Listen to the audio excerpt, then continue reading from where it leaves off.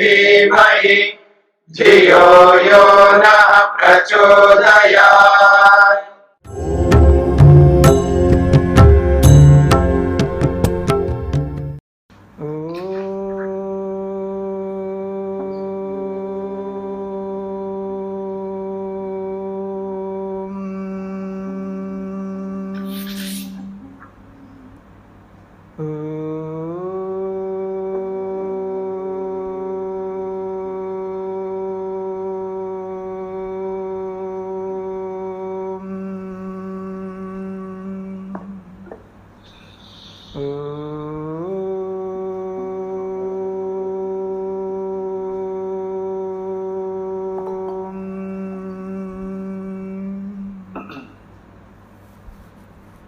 हाँ जी, सभी म्यूट करके रखिए।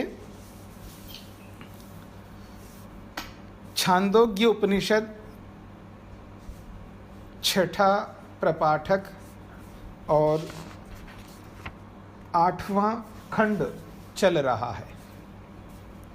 8वें खंड में 3 श्लोक हमने पूरे किए हैं, चौथा श्लोक प्रारंभ हो रहा है। प्रसंग चल रहा है श्वेतकेतु और आरुणि उद्दालक, दोनों के बीच में संवाद चल रहा है। आरुणि उद्दालक अपने पुत्र श्वेतकेतु को कहते हैं कि मेरे से ये जानो, ये समझने का प्रयत्न करो कि जब शरीर सोता है तो आत्मा की क्या स्थिति होती है। फिर कहा है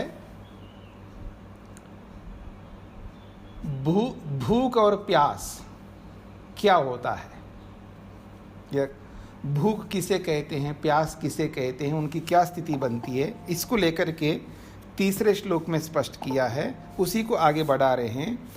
चौथे श्लोक में तस्य क्व मूलम स्याद अन्यत्र अन्नाद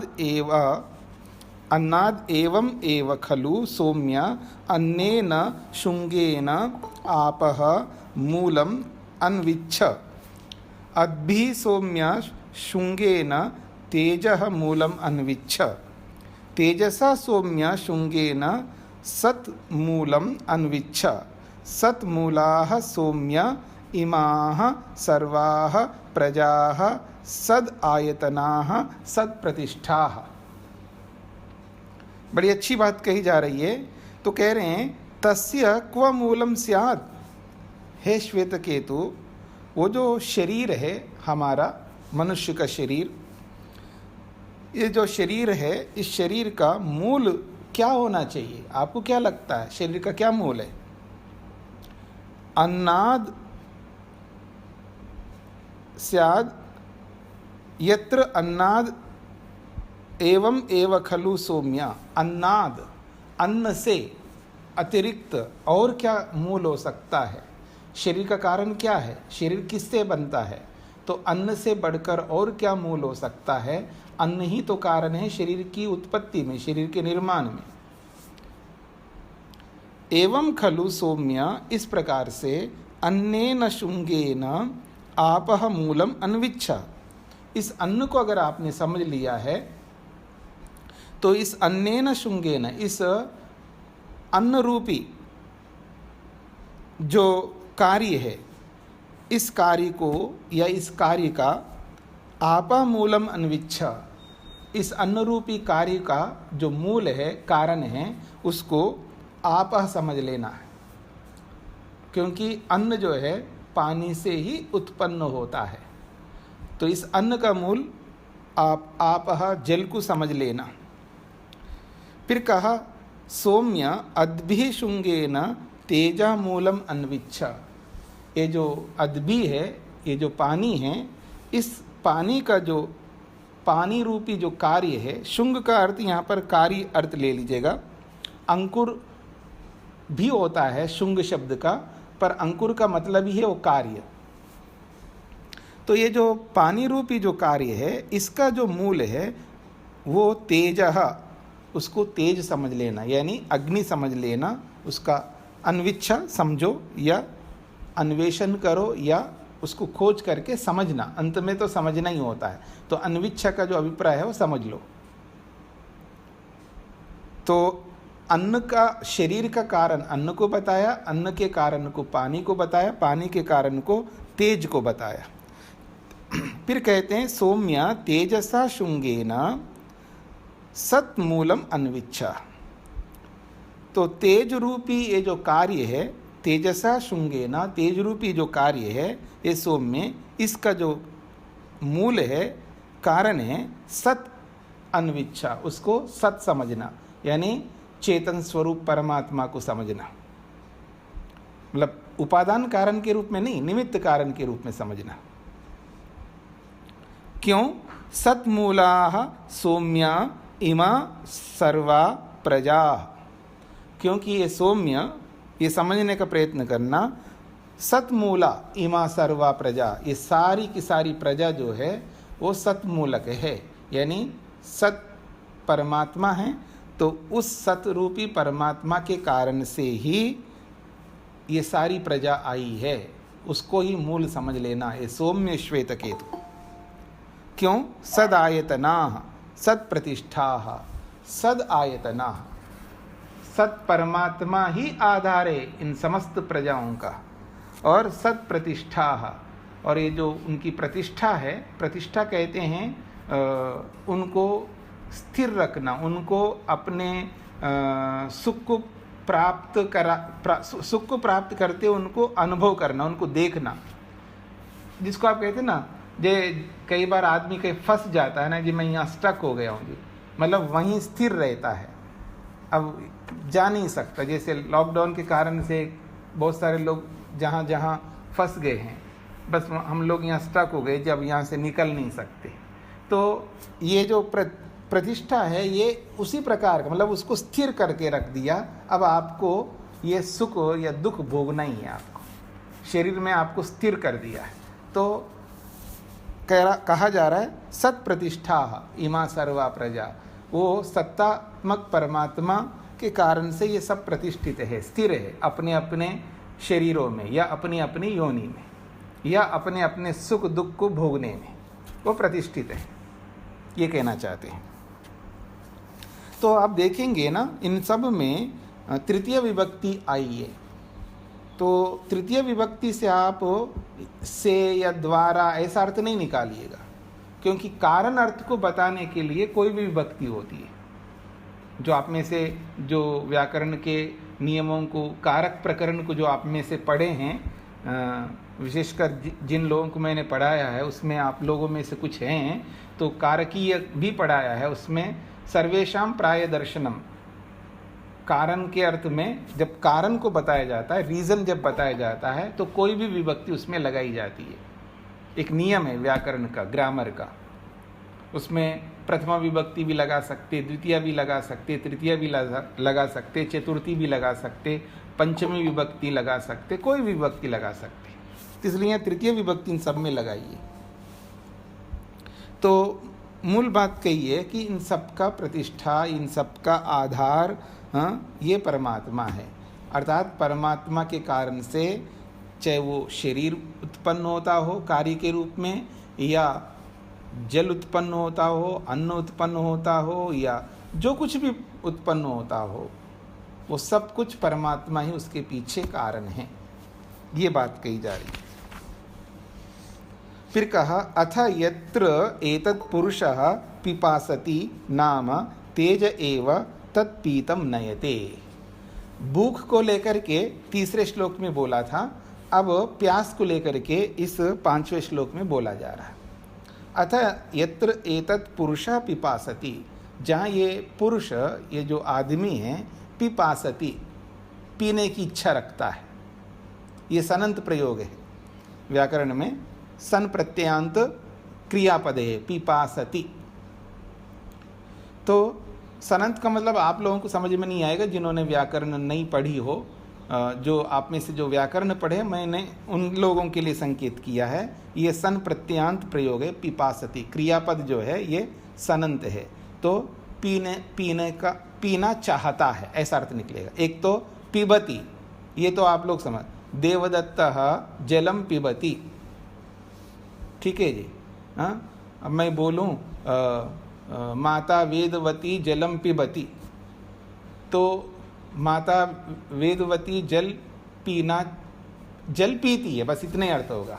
लेकिन वो पीना चाहती है, अगर बोले जल पीना चाहती है, चाह है उनके अंदर, इच्छा है, तमन्ना है जल पीने की, तब पिबती शब्द का प्रयोग नहीं होगा क्रियापद में, फिर वहाँ पर दूसरा प्रत्यय लगा करके तब बोलेंगे माता वेदवती जलम पिपासती, ऐसा अर्थ होगा। जलम पिपासती यानी माता वेदवती जी जल पीना चाहती है। इसको दूसरे शब्दों में भी बोल सकते हैं, माता वेदवती जलम पातुम इच्छति। ये जो पातुम इच्छति है ना, पीना, पातुम का मतलब पीना, इच्छति का मतलब चाहती है, तो ऐसे भी लिख सकते पातुम इच्छति अथवा पिपासति। तो ये व्याकरण के अलग अलग प्रयोग होते हैं। तो ऐसे यहाँ पर बोला जा रहा है, अथ यत्र एतत् पुरुष पिपासति नामा, ये जो पुरुष है ये पीना चाहता है, तो तेज एव तत्पीतम नयति, जब वो पानी पीता है उस पानी को ले जाने वाला कौन होगा?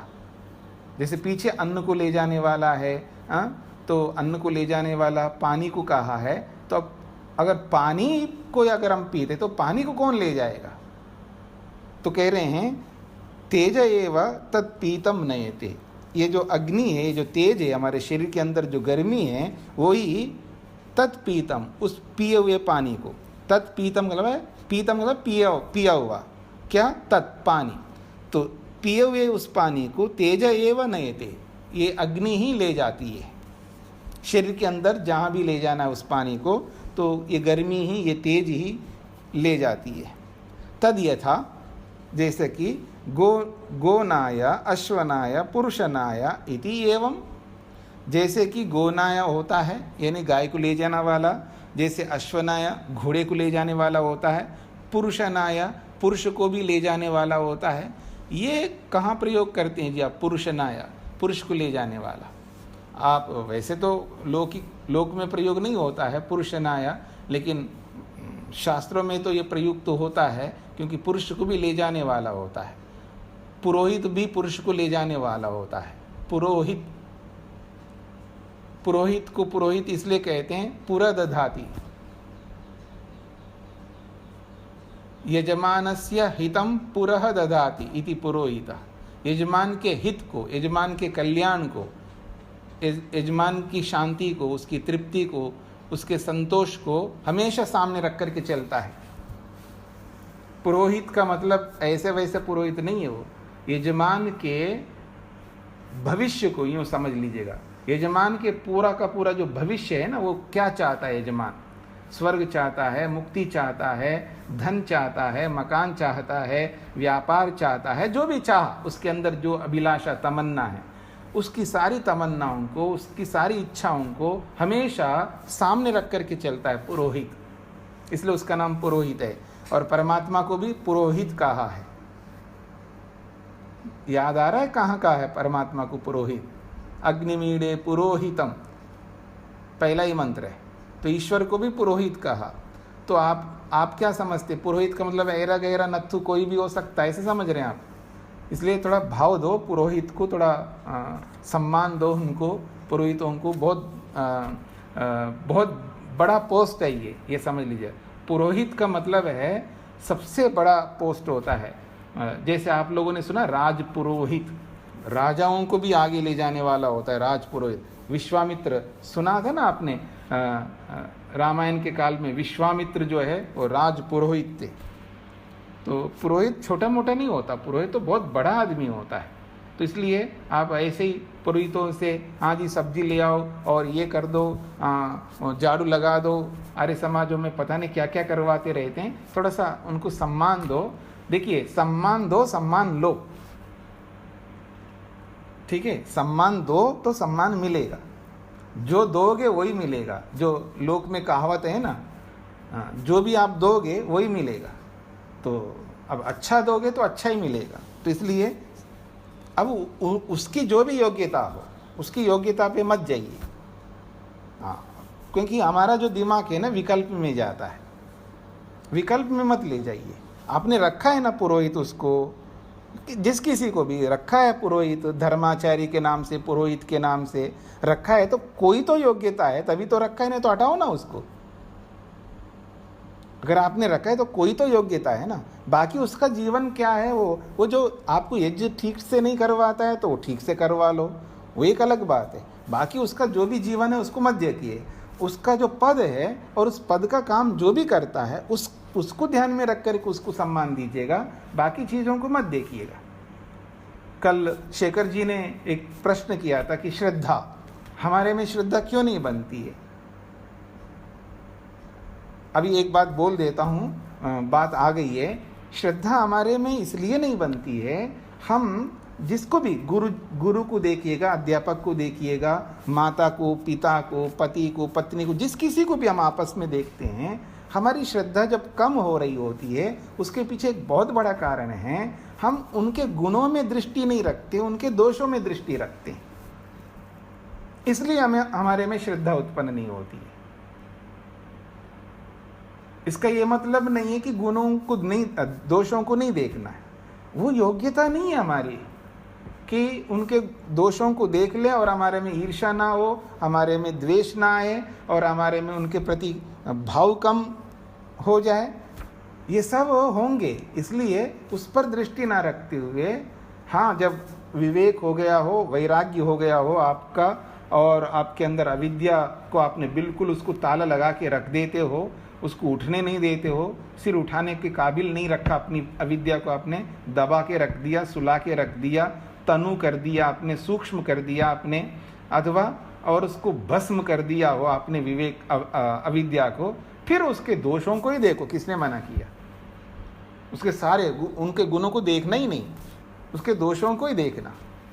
हमारे जो गुरुजी हैं थे वो हमेशा हमको डांटते ही रहते थे, मतलब दोषी बनाते थे। हमारे सामने कभी उन्होंने गुण नहीं बताया, ये ब्रह्मचारी बहुत अच्छा है, ये बहुत अच्छा पढ़ाता है, कभी नहीं बोलते थे वो। बल्कि शिविर के अंदर सब लोगों को हम पढ़ा रहे हैं, शिविर में अध्यापक की तरह, मतलब सब लोग शिविर में आ जाते ना, 200-250 शिविरार्थी सामने बैठे हैं, माताएं, पुरुष हैं, और वो हमें जो भी मानते होंगे मानते हैं, और फिर सबके सामने गुरु जी कहते, देखो ये पढ़ाता है योग दर्शन, लेकिन उनकी भाषा थोड़ा सारियाना, ये बोलते तो ये कि ये आचार्य और ये स्वामी पढ़ाते हैं, योग दर्शन पढ़ाते हैं, अभी इनकी समाधि नहीं लगी। खैर ये तो कोई बात नहीं, लोगों को ठीक है, लेकिन एक अभी इनके मन में वो जो संस्कार है ना, काम, क्रोध, लोभ, ईर्ष्या, अहंकार, ये सारे संस्कार भरे पड़े हैं, ऐसे ऐसे बोलते हैं।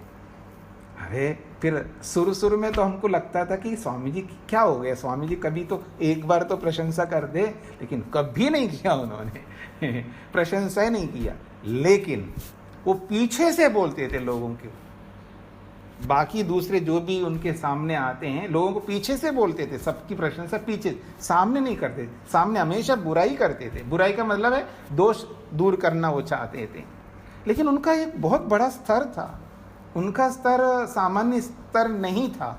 इसलिए वो दोष देख कर के भी उनके अंदर कोई ईर्ष्या द्वेष नहीं होता था, क्योंकि उनका बिल्कुल बहुत ऊंचा स्तर था।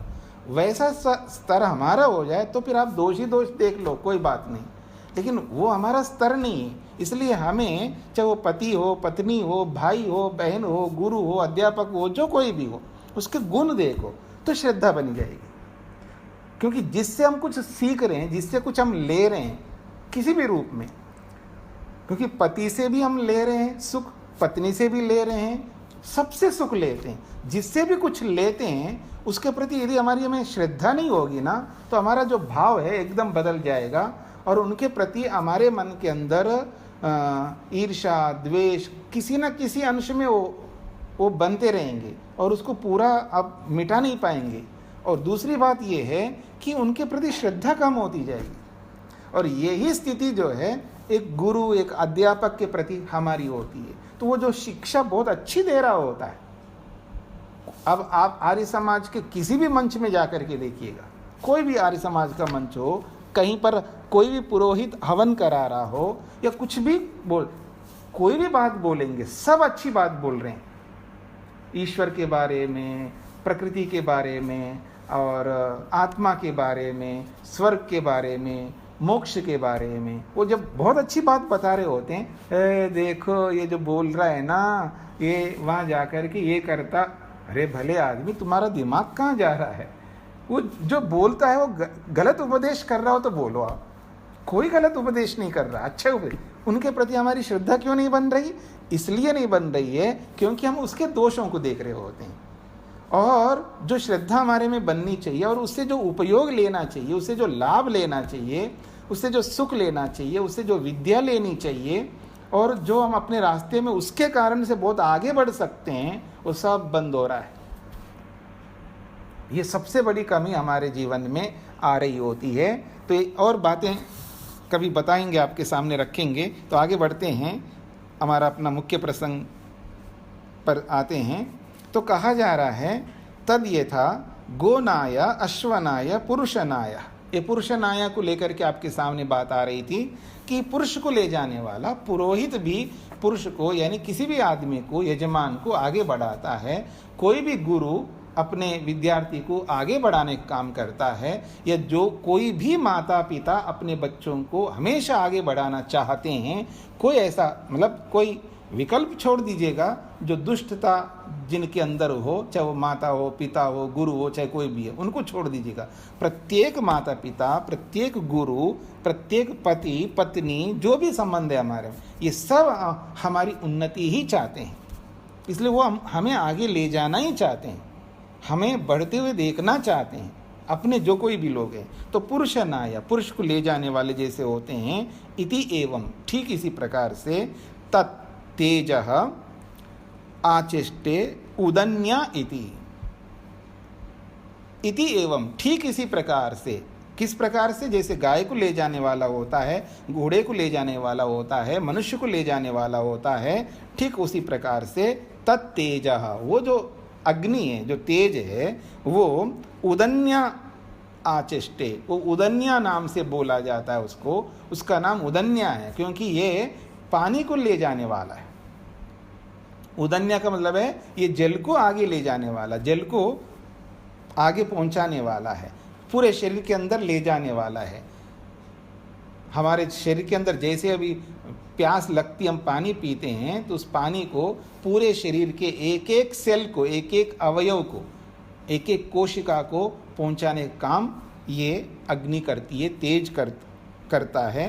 तो इसलिए कहा जा रहा है उसको उदन्या नाम से बोला जाता है।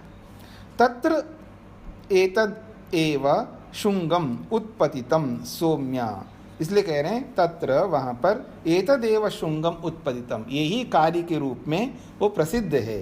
ये सौम्य विजानी ही, उसको तुम जानो। न इदम अमूलम भविष्यति, न इदम अमूलम भविष्यति, ये अमूल नहीं है, यही मूल होता है। ये तेज ही मूल है। किसका? पानी का। तेज ही कारण है क्योंकि तेज से ही जल उत्पन्न होता है। ये बात कही यहाँ पर। फिर आगे बढ़ते हैं। तस्य क्व मूलम स्यात् अन्यत्र अद्भ्यः अद्भि सौम्या शुंगेन तेजः मूलम अन्विच्छ। कहते हैं तस्य क्व मूलम स्यात् अन्यत्र अद्भ्य, उसका मूल, उस अन्न का मूल उस पानी के अलावा क्या और कौन सा हो सकता है? तस्य से यहाँ पर उस अन्न को लेकर के कहा जा रहा है। तस्य क्व मूलम स्यात् अन्यत्र अद्भ्यः, उस अन्न का मूल पानी के अलावा और कोई नहीं हो सकता। फिर वापस वहीं से शुरू कर रहे हैं, अन्न से आगे। फिर कहते हैं अद्भि सौम्य शुंगेन तेजो मूलम अन्विच्छ, और इस पानी का जो मूल है वो उसको तेज समझ लेना है, ऐसा ये वापस बोल दिया। फिर कहा तेजसा सौम्य शुंगेन सत मूलम अन्विच्छ, इस तेज का भी मूल जो है वो परमात्मा को समझ लेना है। बार बार क्यों रिपीट कर रहे हैं, इसको समझने का प्रयत्न करना। फिर कहा सत मूला सौम्य इमा सर्वा प्रजा सद आयतना सत प्रतिष्ठा। वही बात दोहरा रहे हैं, क्योंकि ये सब के सब प्रजा जो है, हे सौम्य इमा सर्वा प्रजा सत मूला, ये जो सारी प्रजा है ये परमात्मा मूलक ही है, यानी परमात्मा ही इन सब का कारण है। सद आयतना, और परमात्मा ही इन सब का आयतन है, आधार है। और सद प्रतिष्ठा, उसी परमात्मा में ही ये सारे के सारे पदार्थ जो है प्रतिष्ठित है, परमात्मा में ही विराजमान है। यथानु खलु सौम्य इमाः तिस्रः देवताः पुरुषं प्राप्य त्रिवृत् एका एका भवति तदुक्तं पुरस्तात् एव भवति अस्य सौम्य पुरुषस्य प्रयतः वाङ्मनसि संपद्यते, मनः प्राणे, प्राणः तेजसि, तेजः परस्यां देवतायां। फिर कहा यथा, जैसे कि यथा नु खलु, नु और खलु जो है ये सब विशेष दोनों एक ही अर्थ है, नु का भी और खलु का भी। तो इसका मतलब है एक विशेष बात बताई जा रही है, ये सौम्य इमा तिस्रह देवता, ये जो पीछे आपको 3 देवता को लेकर के जो बात कही थी, पृथ्वी जल अग्नि, ये 3 देवताओं को लेकर के, ये तीनों देवता पुरुषम प्राप्य, पुरुष को प्राप्त होकर के, यानी पुरुष के शरीर के अंदर प्रविष्ट होकर के त्रिवृत एका एका भवति, फिर वो एक एक के 3 विभाग हो जाते हैं। तदुक्तम पुरस्ताद एव, और इस बात को हमने पहले बोल ही दिया है, शरीर के अंदर जाकर के इनके 3 भाग कैसे होते हैं वो आपके सामने रख ही दिया था। जैसे कि पानी जो है उसका स्थूल भाग मूत्र बन जाता है, उसका मध्यम भाग जो है रस बन जाता है, ऐसे बोला है ना। तो इसी तरह सबके लिए समझ लेना। अस्य सौम्य पुरुषस्य, अब ये हो गए ना पुरस्ताद उक्तम, इस बात को तो पहले कह ही चुके हम लोग। फिर कहते हैं हे सौम्य अस्य पुरुषस्य प्रयतः, ये जो पुरुष है ये जब प्रयतः, ये प्रयाण करने लगता है, यानी शरीर को छोड़ कर के जाने लगता है, तो क्या होता है उस स्थिति में? तो कहा वांग मनसी संपद्यते, ये जो हमारी वाणी है ये मन को प्राप्त होती है।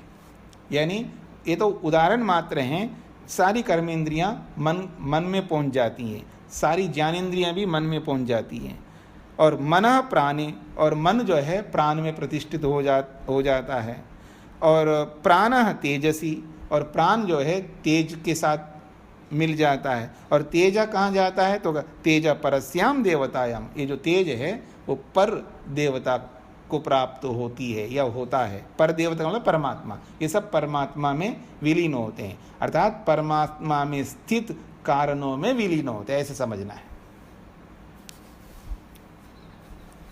आगे बढ़ते हैं, अगला श्लोक है इस खंड का। खंड को समाप्त करते हुए कहा जा रहा है स यह एषः अणिमा, तो ये सब जो है उस परमात्मा को प्राप्त होते हैं, अंत में परमात्मा में विलीन होते हैं। तो परमात्मा तो बहुत सूक्ष्म है, अणिमा का अर्थ होता है सूक्ष्म है, सूक्ष्मात्मी सूक्ष्म है। पीछे आपने पढ़ा अनोरणीयान, वो अणु से भी अणु है, अर्थात अणु तो सबसे बड़ा सूक्ष्म होता है, यानी एटम जिसको आप कहते हैं मोटी भाषा में, उससे भी बहुत सूक्ष्म है, यानी परम सूक्ष्म है, ऐसा कह सकते।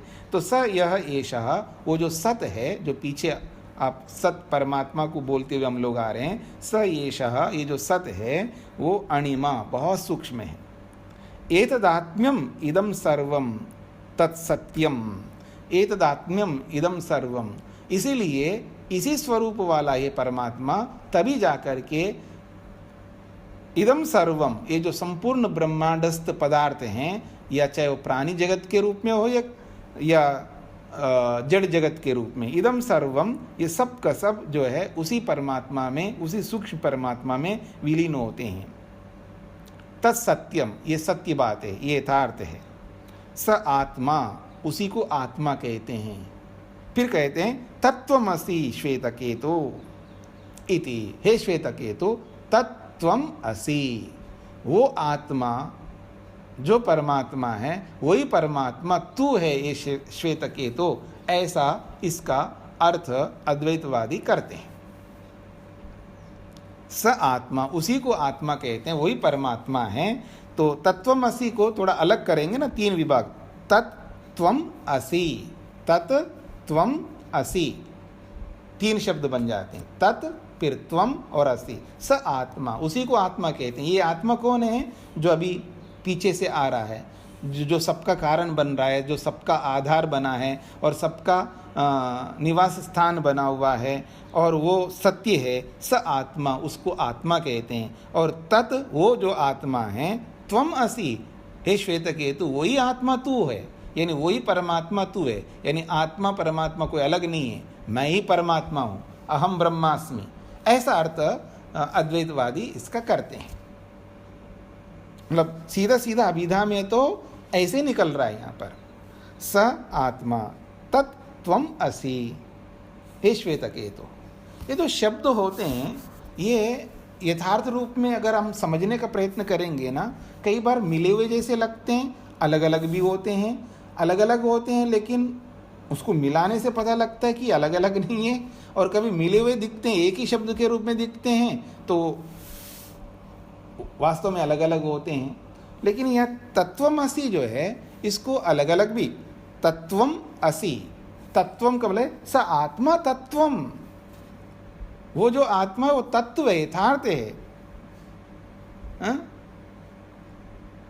ऐसा तुम जानो, हे श्वेतकेतु, ये भी कह सकते हैं। तो इसका अर्थ जब हम निकालते हैं, जैसे न तस्य प्रतिमा अस्ति यस्य नाम महद्यशः, जो यजुर्वेद में मंत्र आता है ना ईश्वर के बारे में, न तस्य प्रतिमा अस्ति यस्य नाम महद्यशः, तो इसको न तस्य प्रतिमा अस्ति ऐसे अलग अलग करते हैं। न का मतलब नहीं, तस्य उस परमात्मा का, प्रतिमा प्रतिमा मूर्ति, न अस्ति नहीं है, ऐसा अर्थ करते हैं। और दूसरे लोग जो करते हैं न तस्य प्रतिमा, न तस्य को एक ही कर देते हैं।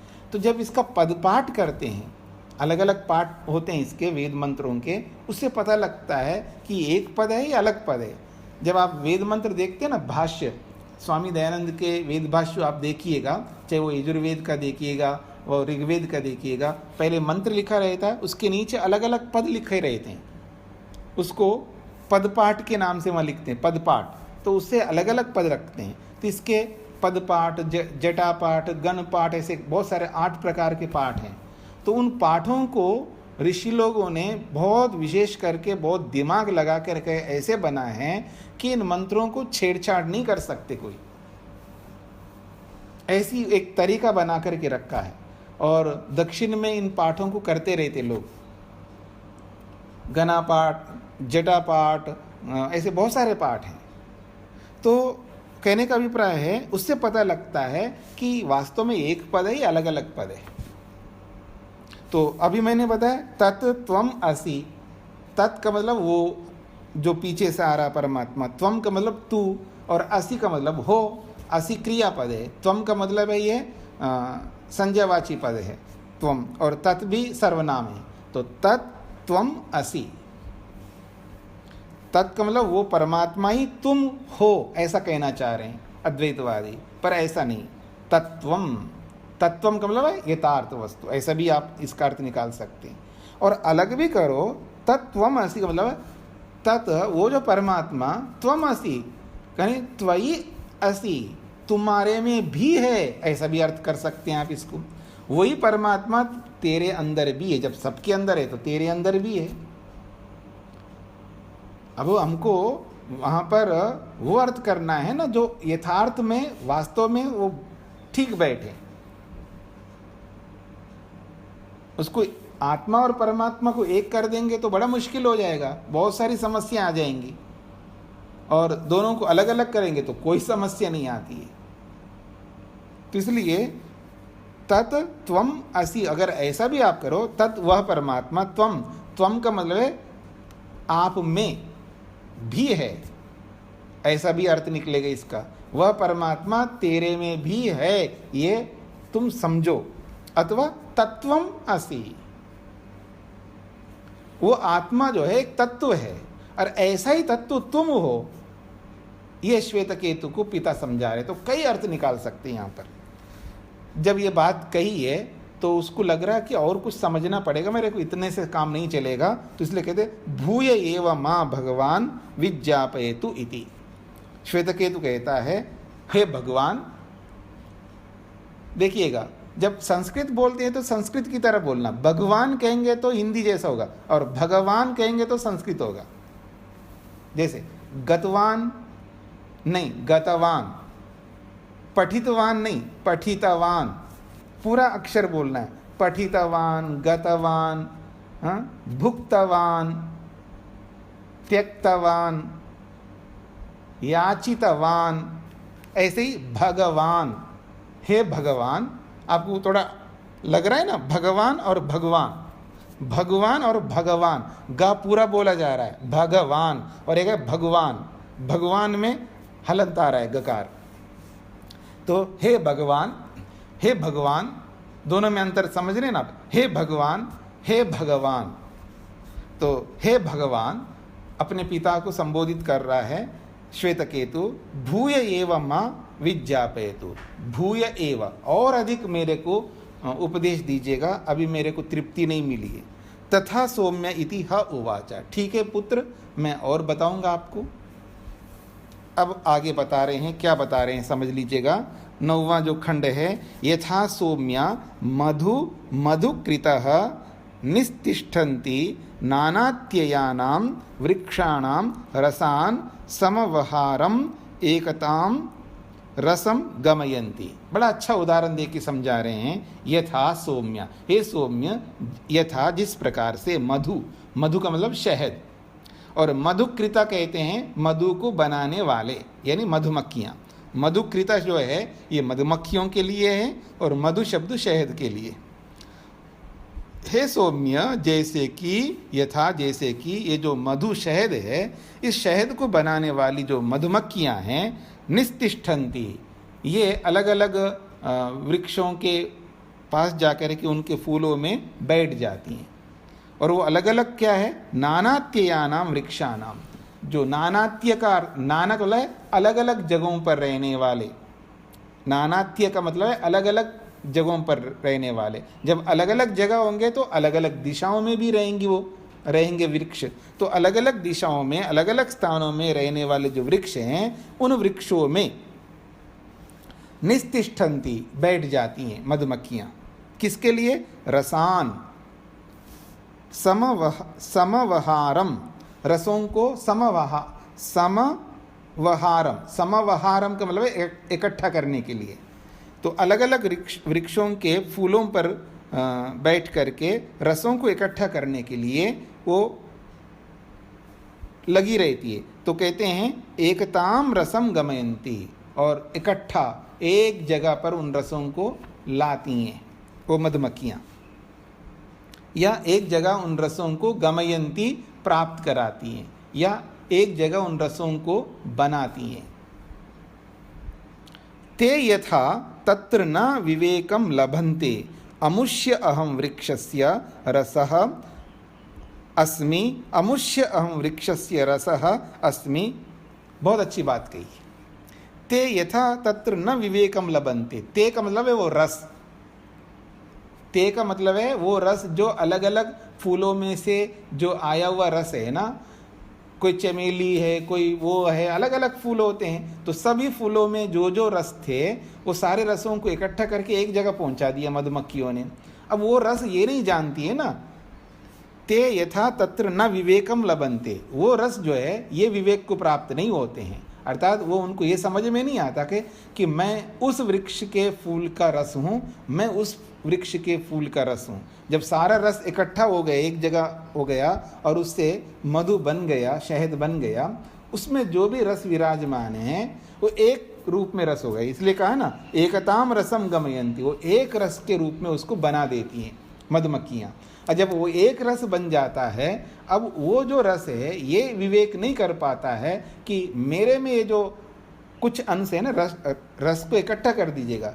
एक कोने वाला रस ये नहीं समझ सकता मैं उस वृक्ष का रस हूँ, और मैं उस वृक्ष का रस हूँ, मैं उस फूल का रस हूँ। वृक्ष का मतलब यहाँ उस वृक्ष पर स्थित फूल का, इसको कहते हैं लक्षणा। देखिएगा यहाँ फूल शब्द आया नहीं, देखिएगा कोई फूल शब्द आया ही नहीं यहाँ पर। इसमें ये कहा कि मधु जो है शहद को बनाने वाली मधुमक्खियाँ हैं, नानात्यानाम वृक्षानाम निस्तिष्ठन्ति, अलग अलग वृक्षों के ऊपर बैठती हैं। वृक्षों के ऊपर थोड़ा बैठेंगे, वृक्षों में स्थित फूलों के ऊपर बैठती हैं, पर वो बात लिखी नहीं है। तो इसको कहते हैं लक्षणा। ये लक्षणा वाला वाक्य है। तो वो एक रस बना दिया उन्होंने। तो वो रस जो है ये विवेक नहीं कर सकते हैं कि अमुष्य अहम वृक्षस्य रसः, मैं अमुक वृक्ष के फूल का रस हूँ। फिर कहा अमुष्य अहम वृक्षस्य रसः, मैं अमुक वृक्ष के फूल का रस हूँ। ऐसे अलग अलग वो जो भी रस है वो ये विवेक नहीं कर सकते।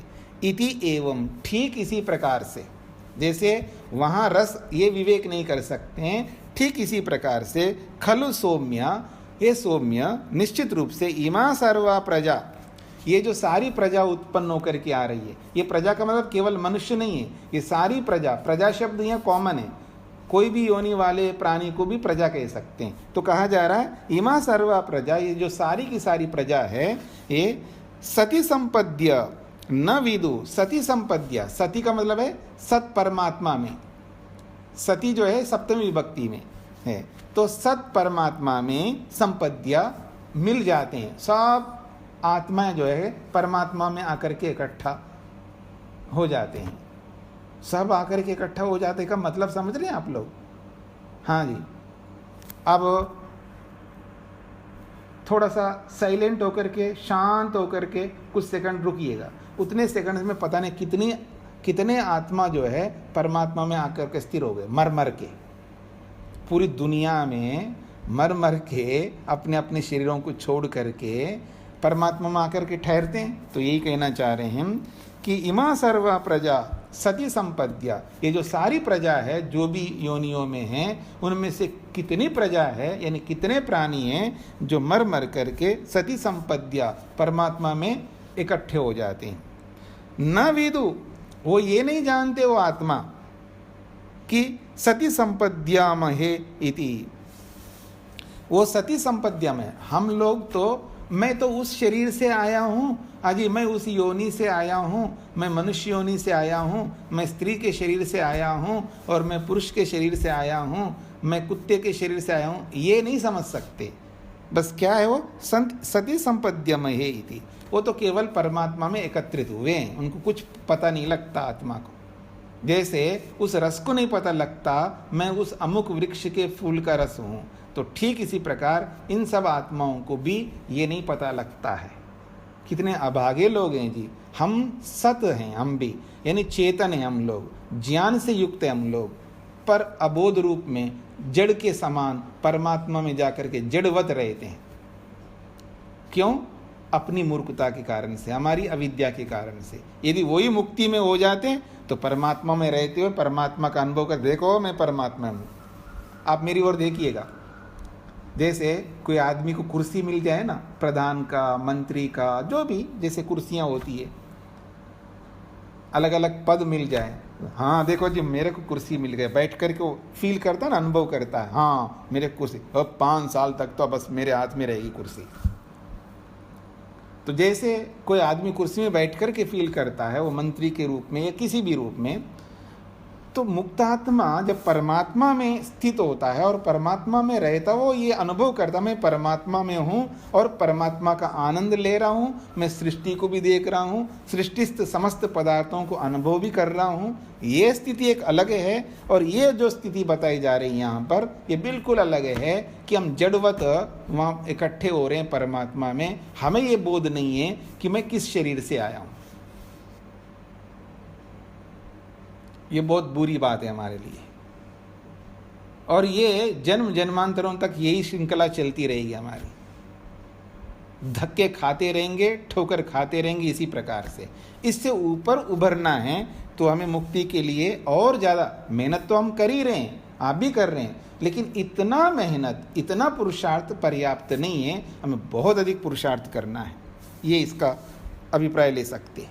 तो कहा जा रहा है ते इह व्याघ्रः वा सिंहः वा वृकः वा वराह वा कीटः वा पतंगः वा दंशः वा मशकः वा यद यद भवन्ति तद आभवन्ति। बड़ी अच्छी बात कही है। अब परमात्मा में इकट्ठे हो गए जी सारे आत्मा, या सारी आत्माएं, यूं कहिएगा तो सारी आत्माएं परमात्मा में इकट्ठे हो रही है। ते इह, वो आत्माएं जो है इया इस परमात्मा में इकट्ठे तो हो गए, अब केवल वहीं थोड़ा बैठे रहेंगे, आगे इधर देखिएगा। कभी कभी बड़ी बड़ी कंपनियों में आप जाकर के देखा है आपने, कुछ जैसे चिप्स बनते हैं और कुछ ना कुछ अलग अलग कुछ चीज़ें बनती रहती है ना, आप देखें उसमें माल डालते ऐसे झट फिर आगे आते, झट फिर आगे ऐसे होते हैं, मतलब वहाँ इकट्ठे हो जाते हैं और फिर उनको जो जो अलग अलग होता है मशीनें बना रही होती है बहुत तेज़ी के साथ में। मतलब जैसे आप बिस्किट बन रहे हो मान लीजिएगा, बिस्किट्स, तो आटा झट आके वहाँ गिर जाता है और तुरंत उसके सांचे में पड़ जाता है, बस आगे सरक जाता है। आटा गिरता है फिर आगे सरकता है। तो यही स्थिति हमारी है, झट परमात्मा में गिरते हैं ऐसे और झट झट जिस में जाना है, कोई देरी नहीं लगती है, क्योंकि हम स्पेशल नहीं है ना। आप दूसरों को मोटिवेट करने के लिए बोलते रहे ना, खूब बोलते रहे ना, हर आदमी स्पेशल है, वो भी स्पेशल है, तुम भी स्पेशल है। ठीक है, बच्चों के लिए तो सही है, लेकिन हमारे लिए ये मोटिवेशन नहीं चलेगा जी। हाँ जी आप स्पेशल हो, हाँ रेणु जी आप बहुत स्पेशल हो, शेखर जी आप बहुत स्पेशल हो, माता वेदवती जी आप बहुत स्पेशल हो, ये हमारे लिए लागू नहीं होंगे ये। क्यों? क्योंकि हम वो काम ही नहीं कर पा रहे हैं जो करना चाहिए, जितना करना चाहिए हमको वो काम नहीं कर पा रहे हैं। हम तो इधर मरेंगे, उधर दोबारा तुरंत दूसरा शरीर तैयार बैठा है, बस वेट कर रहा होता है ये आ जाए मेरे सांचे में गिरे और तुरंत उधर बेच दूं, मैं तुरंत बेच दूं, ऐसा वो करते हैं परमात्मा। ठीक है जी, तो वही है कहना चाह रहे हैं, ते इह इस परमात्मा में जैसे इकट्ठे हो जाते हैं तुरंत व्याघ्रः उसको बाघ बना देगा, सिंहः उसको शेर बना देगा, वृकः उसको भेड़िया बना देगा, वराह कहते हैं सुअर को, सुअर बना देगा, कीटः कीड़ा बना देगा, पतंग बना देगा, दंश समझते हैं ये हरियाणा में आप जाना थोड़ा सा, और जहाँ भैंसें बंधी हुई रहती हो ना, गाय भैंसें जहाँ पर, फिर देखना दंश हमने बहुत खाई। दंश मतलब हम गुरुकुलों में रहे ना, तो गुरुकुलों में जो भी गौशाला होती है, गुरुकुल में हर गुरुकुल में गौशाला होती है, गायें बंधी रहती है, उनको चारा डालना है, दूध निकालना है और उनको साफ करना है, गोबर उठाना है, बहुत सारे काम करना है, हम विद्यार्थी हैं। और फिर वहाँ दंश हमारे ऊपर बैठते थे, ओ क्या करना। दंश समझते हैं? दंश का मतलब डांस करते थे हम लोग, हाँ जब वो बैठते हैं, वो होते हैं ना मक्खियाँ होती है ना, मक्खियाँ तो बड़ी मक्खी होती है, दंश का मतलब है बड़ी मक्खी। क्या खाते हैं वो, क्या दर्द होता है शरीर में। और जब हम काम करते हैं तो क्या टॉवल लपेटा है या लंगोट होती है, लंगोट, और ऊपर टॉवल लपेट दिया और लपेट करके ऊपर बदन सब खाली है, नंगा है, नहीं तो पसीना आता है, काम कर रहे हैं, हाँ तो टॉवल लपेट दिया और पूरा शरीर ऊपर से बदन नंगा है, और गौशाले में एंट्री और ऊपर से दंश बैठे और ऐसे ऐसे डांस कर रहे हैं हम लोग। वो आसानी से निकलते ही नहीं है वो, उनको कहते हैं दंश। जो बड़ी बड़ी मक्खियाँ होती है, खून बहुत ज़्यादा चूसती हैं वो, उनको कहते हैं दंश। आम पर बैठती है, आम पर। हाँ जी सब जगह बैठती हैं, आदमियों पर भी बैठती हैं। नहीं आम के मौसम में आती हैं। हाँ ये मौसम होता है, हो सकता है, लेकिन अब मौसम का मेरे को याद नहीं है। मेरे को यही याद है जब भी हम गौशाला में जाते तो हम पर बैठते थे जी। तो वो है दंश। फिर मशका कहते हैं मच्छर को। तो कहते हैं यद यद भवंती मतलब जैसे जैसे उसके कर्म होते हैं, तद आभवंती वो वैसे वैसे बनते जाते हैं आगे। मतलब जैसे जैसे परमात्मा में आकर के इकट्ठे हो जाते हैं, तो यद भवंती जैसे जैसे उसके कर्म होते हैं वैसे वैसे फिर वापस उन योनियों में जाते हैं। किन योनियों में? उदाहरण से समझा दिया, व्याघ्र, सिंह, वृक, वराह, कीट, पतंग, दंश, मशका, ऐसे कुछ उदाहरण दे करके बताया जी। बड़ा अच्छा प्रसंग है। एक श्लोक है इस 90वें खंड का, स यह एषः अणिमा एतद् आत्म्यम इदम सर्वम तत्सत्यम स आत्मा तत्वमसि श्वेतकेतो इति। फिर वापस उन्हीं बातों को दोहरा दिया है। सह य एषः अणिमा, वह ये जो परमात्मा है बहुत सूक्ष्म है, उसको इतना आसान नहीं है समझना, बहुत कठिनाई से समझा जाता है। फिर कहते हैं एतद आत्म्यम इदम, ये सब इसी प्रकार से हैं। इदम सर्वम, ये सारा का सारा जो है एतद आत्म्यम, इसी परमात्मा में जाकर के विलीन हो जाते हैं। तत्सत्यम, उस बात को तुम यथार्थ समझ लेना। ये श्वेतकेतु स आत्मा, वास्तव में वो आत्मा है, परमात्मा है। तत्, वही परमात्मा, त्वम, तुझ में भी असि है। हे श्वेतकेतु, ऐसे समझ लेना। फिर भी उसको इतना आसान नहीं है ना एकदम समझना, इसलिए वो कहता है भूय एव मां भगवान विज्ञापयतु इति। हे ये गुरुदेव, ये पिताजी, मेरे को और अधिक इसके बारे में बताइए। तथा सौम्य ह इति आह, कहते हैं ठीक है बेटा और बता दूंगा। ये प्रसंग है, खंड पूरा हो गया 9वां। अब आप कुछ पूछना चाहेंगे तो पूछ सकते हैं। नमस्ते स्वामी जी जी नमस्ते जी। स्वामी जी, जो ये पीछे आया है इसमें 8वें खंड में जी तातत्वाम असि, ये जो उसमें सत्यार्थ प्रकाश में 7वें समुद्र क्लास में अहम ब्रह्मास्मि तातत्वाम असि, जैसे पूर्व पक्षी प्रश्न बोलते हैं, ये वही वाला हाँ जी शब्द है? हाँ जी, ये है तत्वम असि बोलिएगा, अथवा अलग करके बोलना है तो तत्त्वम असि, तत्त्वम असि, या ऐसा बोल सकते हैं, अथवा तत्वम, एक शब्द में तत्वम असि। 2 शब्द बना के बोलो या 3 शब्द बना करके बोलो। तत्वम असि, ये 2 शब्द है, अथवा 3 बनाना है तो तत्त्वम असि। वही है, वही शब्द है जो सत्यार्थ प्रकाश में आया है। हाँ जी, ठीक है, धन्यवाद। हाँ, अब श्वेता जी पूछिए, क्या पूछना चाह रहे हैं? नमस्ते स्वामी जी। नमस्ते जी। हाँ, अभी हमने सोचा था कि पानी अग्नि, पानी का मूल कारण है अग्नि, और अन्न का मूल कारण है अग्नि, और फिर जो नहीं, अन्न का मूल कारण अग्नि नहीं है, अन्न का मूल कारण पानी है।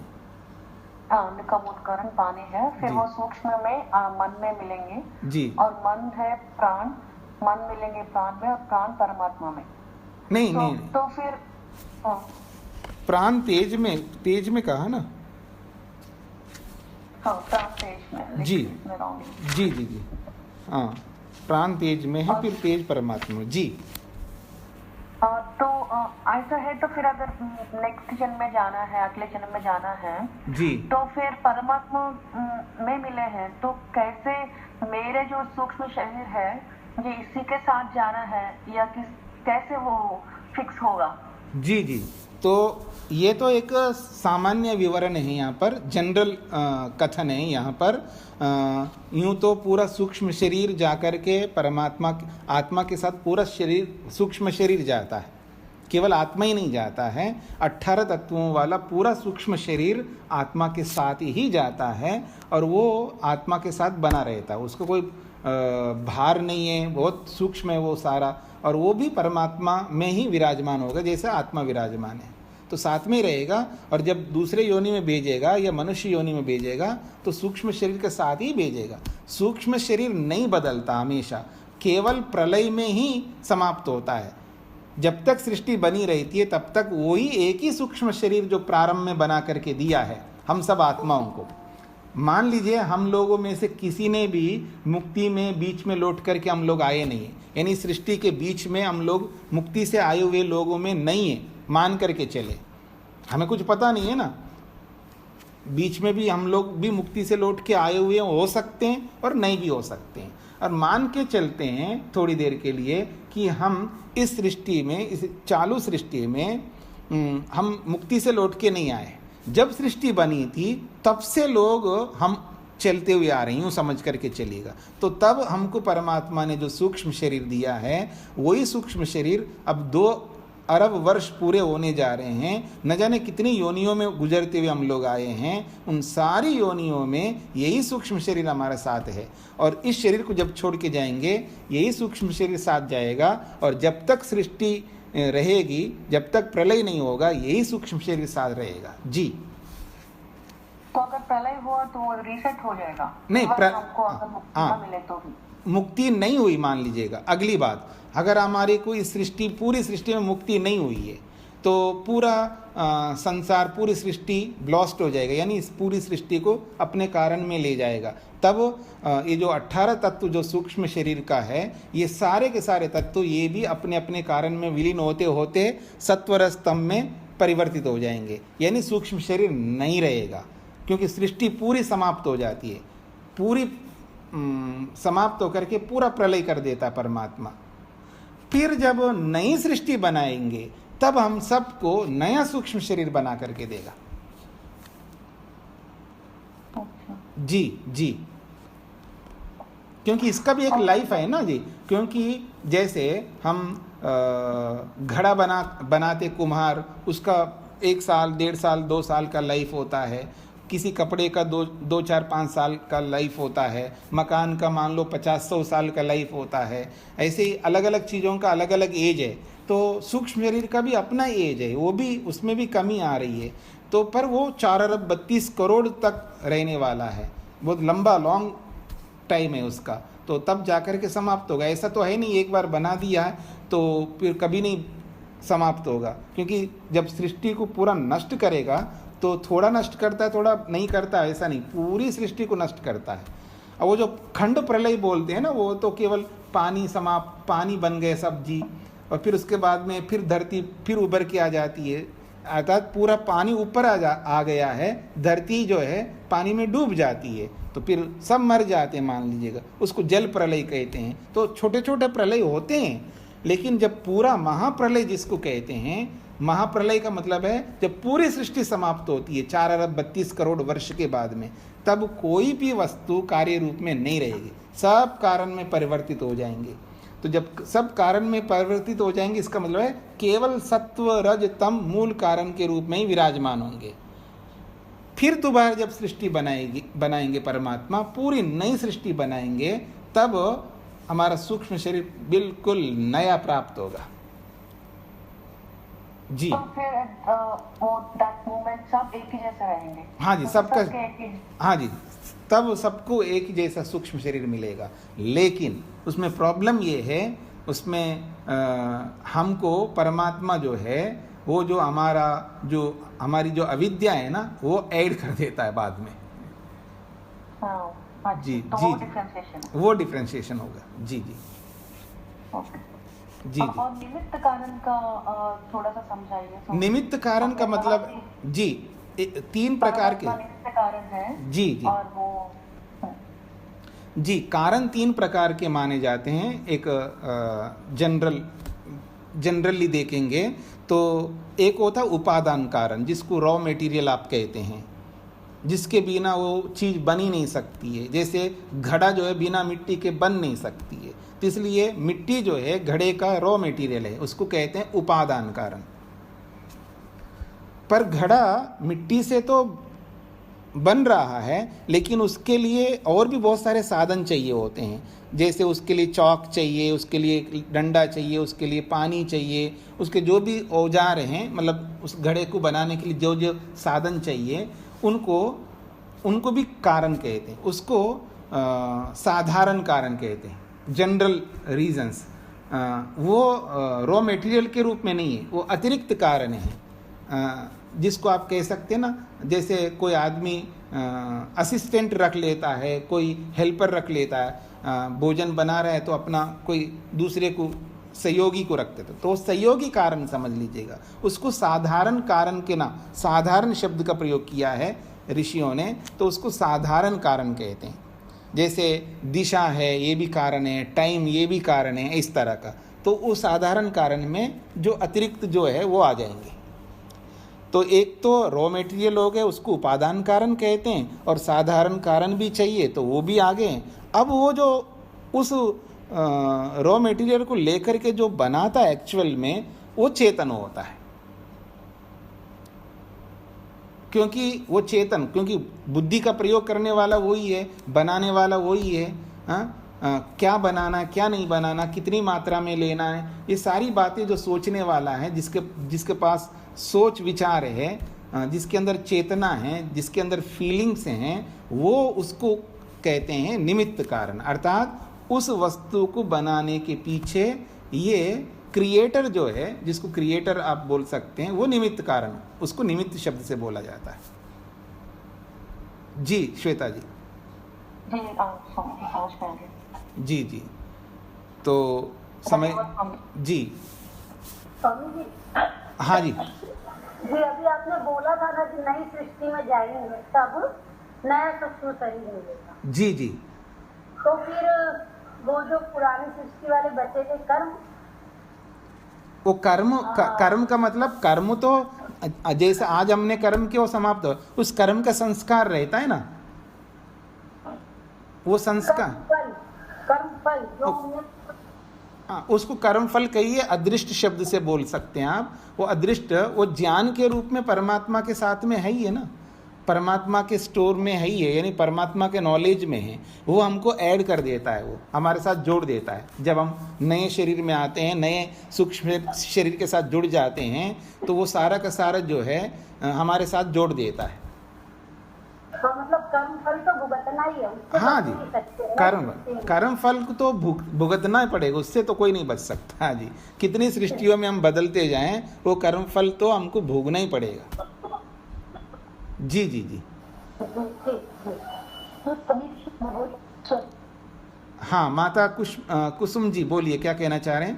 स्वामी जी, अगर नई सृष्टि सब हमारे साथ चाहिए, हाँ माता जी, आपका जो इंटरनेट का, जी इंटरनेट का जो आपका वो स्लो, हाँ मैं वही बता रहा हूँ, आपका इंटरनेट थोड़ा स्लो चल रहा होगा, इसलिए वो आपका ब्रेक होता है, मतलब आवाज़ में जो है ना वो रुक रुक करके आता है, सुनाई नहीं देता। आप क्या पूछना चाहते हैं वो क्लियर समझ में नहीं आ रहा होता है। इंटरनेट की गति जो है कम है, आपकी गति कम है, उसको बढ़वा दीजिएगा।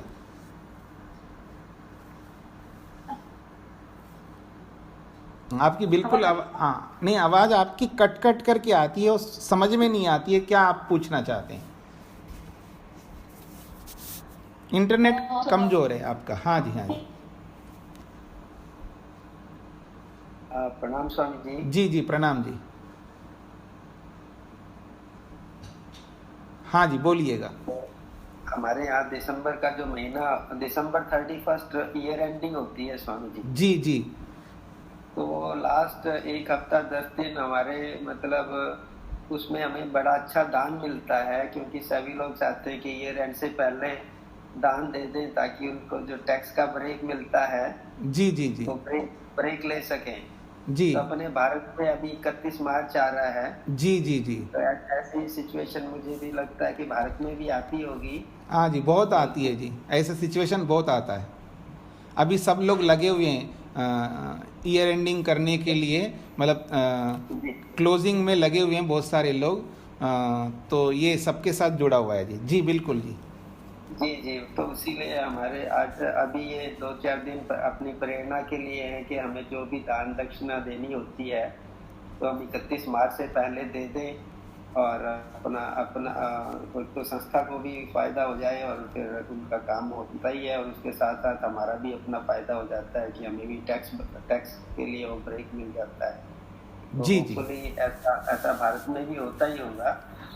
जी जी, बिल्कुल होता है। अब भाई बहन जुड़े हुए हैं तो उन सब के लिए भी मैं एक यही सिर्फ प्रेरणा के लिए कि अपने गुरुकुल में जो भी अपने विद्यार्थियों के लिए गुरुकुल की अपने व्यवस्था के लिए चलाने के लिए हम दान दे रहे हैं, तो प्लीज़ एक तो मार्च एंडिंग आ गया है और अप्रैल भी शुरू होगा, तो हम अपनी तरफ से जितना दान हो सके दें। बस यही मेरी प्रार्थना थी जी। जी जी, तो उसमें मैं वो कहाँ भेजना है आपको, अकाउंट्स जो है मैं भेज दूंगा। जो आप में से जिनका बाकी है, जो भवन के लिए जिन लोगों का बाकी है, वो उसका अलग अकाउंट है, उसमें भेज दीजिएगा, वानप्रस्थ साधक आश्रम के नाम से। और जो आप लोग क्या कहते हैं, छात्रवृत्ति या विद्यार्थियों के खर्चे के लिए, उनकी व्यवस्था के लिए जो भेजेंगे, मैं एक दूसरा अकाउंट दूंगा, उसमें भेज दीजिएगा। मेरे पर्सनल अकाउंट में मत भेजिएगा। तो कोई 500 बेचता है, कोई 1000 बेचता है, हाँ, कोई 2000 बेचता है, ये तो आप बेच सकते हैं, लेकिन अधिक राशि होती है ना, 3000 से अधिक राशि, अभी 3000 से अधिक राशि अगर कोई बेचना चाहें तो वो आप दूसरे अकाउंट में भेज दूंगा, आर्ष न्यास के नाम से, आप उसमें भेज दीजिएगा, ताकि वो फिर मेरे को टैक्स के उसमें जाना नहीं पड़ेगा। तो इस बार काफ़ी कुछ हो गया है। तो पीछे मैंने बताया था कि 4.5 लाख भर दिया, अब आ रहा है कि अब मार्च एंडिंग हो रहा है, अब आपको और 3.5 लाख भरना है। तो मैंने सोचा कि तो ये तो बहुत ज़्यादा हो रहा है, तो इसको आगे बढ़ने नहीं देना है। तो इस दृष्टिकोण से मैं 2 अकाउंट्स दोबारा भेज दूंगा आपको इस ग्रुप में। भवन के लिए अलग अकाउंट भेज दूंगा और विद्यार्थियों के लिए अलग अकाउंट भेज दूंगा, तो उसमें आप डाल दीजिएगा।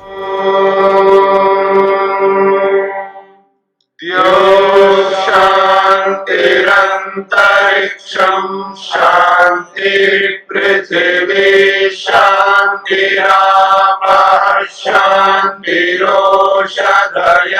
शांतिः वनस्पतयः शांतिर्विश्वे देवाः शांतिर्ब्रह्म शांति सर्वं शांति शांतिरेव शांति क्षमा शांतिरेधि। ओम शांति शांति शांति।